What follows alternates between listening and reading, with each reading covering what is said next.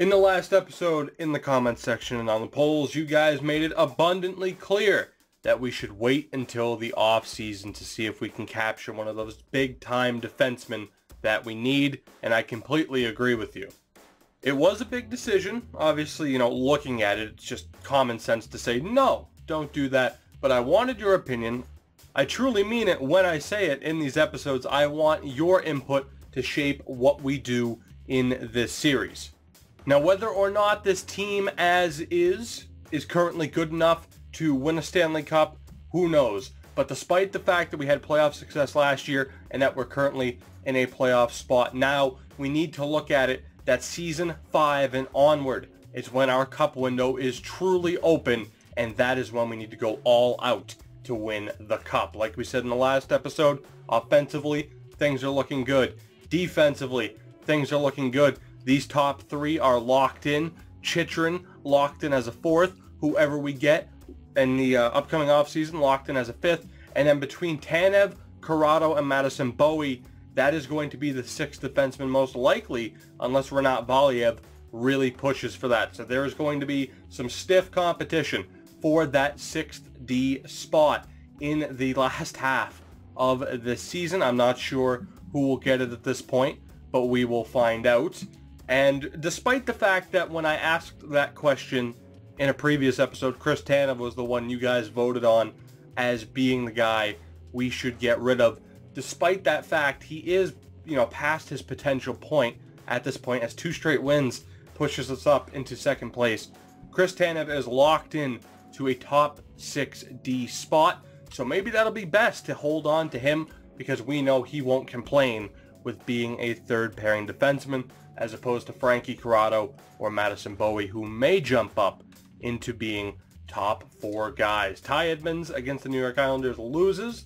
That is okay. We actually have quite a few back-to-backs here in this episode. Obviously here, we will finish up the regular season and get into the playoffs, hopefully, in the next episode. Thatcher Demko here will get one more game against Ottawa, and then we'll start Edmonds against the Blue Jackets, and that will lead us up into a pretty big sim period. We get a nice 3-1 win over the Senators, 36-24-7 on the season, and we are still in 2nd place.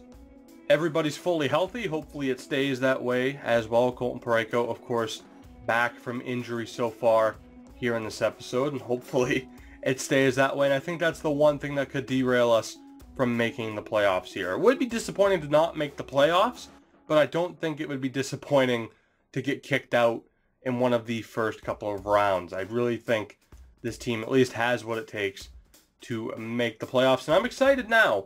I'm not expecting much in this season. If we make it back to the conference finals for the 2nd straight year, that will be a huge surprise. But if we don't, like I said, season 5 and onward is where we are going to look to have our major success. And looking forward here, we will be simming into the month of April. We're going up to this game against the Edmonton Oilers, and beyond that, not too much else in the season. So this is shaping up to be a shorter episode, but of course that's to be expected with how we cut off the last episode. Let's see what happens as we finish up the month of March.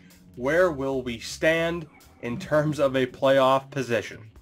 So unfortunately, the one thing we were kind of, hoping to avoid, specifically with a certain player, has happened. Colton Parayko is out for a month with a broken nose, and at this point, I think he might miss parts of the first round, or at the very least, he will not be fully healthy for parts of the first round, which could be very, very detrimental here, as we still don't have a playoff spot locked up. This could be a very tough go of things, but I'll get the lineup set up here, and then we'll see how this stretch ended for us. And unfortunately, a few days later, we get some even worse news. Thatcher Demko goes down to injury with a strained hamstring. He will be out till April 14th, and now he very well may miss the start of the playoffs if we get there. We have had a good run of form in terms of win percentage, which you guys will see the calendar here in a minute. But Thatcher Demko goes down to injury. Ty Edmonds will be the starter. And of course, if you look hard enough in the background, you can probably see our wins and losses. But never mind, we're jump cutting. So, The month of March was very kind to us aside from the injuries. An overtime loss to the Rangers comes before 5 consecutive wins, another overtime loss to St. Louis, and then a regulation loss against Nashville. So we went from March 11th to April 2nd before dropping more than a point. We only dropped 2 points in that time. That is a great stretch. Unfortunately, of course, now the injury to Demko is a little bit concerning, but we are still in second place in our division at this point on 93 points. We have a good bit of space between us and the Arizona Coyotes, and we could potentially catch the Anaheim Ducks for first place, although they do have 2 more wins than us, so we definitely need them to start dropping points if we were going to get there. Now, we did call up Raymakers. We are going to call up somebody else to get the start. It might be Timpano, it might be Werner, I'm not quite sure, but obviously Raymakers will not be getting this next start. And Adam Werner is up a point while Timpano has dropped. So we will have Werner be the backup goalie here to Ty Edmonds. And then we will get back and we will sim this next game. And hopefully we can continue to pick up the wins here. It's been an interesting second half of the season. Eric Cornell is up an overall point. Frankie Corrado was an 85 at one point. Stetcher's an 87. I will say this, I did just get a morale pop about Trampkin wanting more ice time. He is our top defenseman on the top pairing.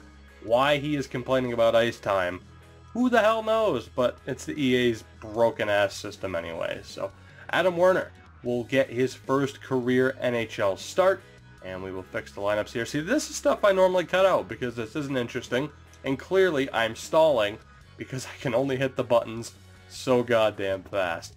There we go, though. We're done. Never mind. Actually, we'll compliment Adam Werner on the call-up and say, good job, you've deserved it, even though the only reason you're here is because of injury. No effect anyway. Thank you for wasting my time with that, EA. Edmonton. Can Adam Werner beat Edmonton? And then we have 2 games against the Ducks to finish the month. We win 4-3, and fucking Corrado goes down to injury. Holy shit, EA, you were killed. Like, we're still winning games, but these injuries are going to screw us out of a chance to win the division title. So moving forward here, defensively, we are rolling with Trampkin and Bowie, Stetcher with Tanev, Peters, and Rocky Kaura, who is actually a 76, but he has dropped due to being nervous about his call-up. We cannot call up Renat Valiev because he is affected by waivers, and I refuse to call up Chychrun because I do not want to mess with his morale. He has made some decent progress this season. He's put up a shitload of points despite a terrible plus-minus. Like, that is a ridiculous point total in the AHL for a defenseman. 54 points. Are you kidding me? He doesn't even have the best passing or puck control, so that shows what a good player he will hopefully turn into. But moving forward, back on track here. We have a gigantic game against the Anaheim Ducks. Can we at least get a point? We get a gigantic, absolutely gigantic 4-1 victory. That puts us in first place, and that seals a playoff position. A very impressive victory considering the injuries we have on defense, and of course, no Thatcher Demko. We will continue to go game by game here to see what happens. A 3-2 loss to the Sharks. Corrado is back in the lineup. We have another huge game against the Ducks. Can we win this one? We cannot. 2 straight losses. We will worry, or not, we won't worry about that. We'll actually have to edit the lineups here again, although I would love to see what is going on. Demko and Parayko are both back ahead of schedule, so that is huge for us. We'll have our full team back in action for the next game, but we have fallen back into the 2nd seed spot, and the Arizona Coyotes are hot on our tail at this point. That loss to the Ducks was absolutely huge, but we need home ice advantage in the first round. We absolutely have to stay above the Coyotes, and these 2 games are huge, especially considering this next game is against the Coyotes themselves. Can we get the win with our full lineup back in order, and we lose 4-2? And I think we just lost home ice advantage. Oh my god, just what a terrible stretch. What a terrible stretch of games for us here to finish out the season. We're a point back of the Yotes. They have to lose and we have to win. This game against Calgary is an absolute must-win, or we don't have a hope in hell of getting that second seed. And the Vancouver Canucks limp into the playoffs after a great month of March. 4 straight losses to screw themselves out of a division title. We will still be in the playoffs. I'm not quite sure who we will play, and of course, actually, I should have known. It is the Arizona Coyotes in the first round. So we limp into the playoffs, absolutely screw ourselves out of home ice, and now we have to play the Coyotes in the next round. We do finish in third, which is pretty nice, considering this division had 5 playoff teams. But overall, that is a very, very disappointing way to end this season. Really quickly, though, before we end this episode, let's take a look at the standings to see where our draft picks will be. And unfortunately, as you can see, the Montreal Canadiens had a great season, so that is most likely going to be a very low draft pick. The Boston Bruins were also a playoff team.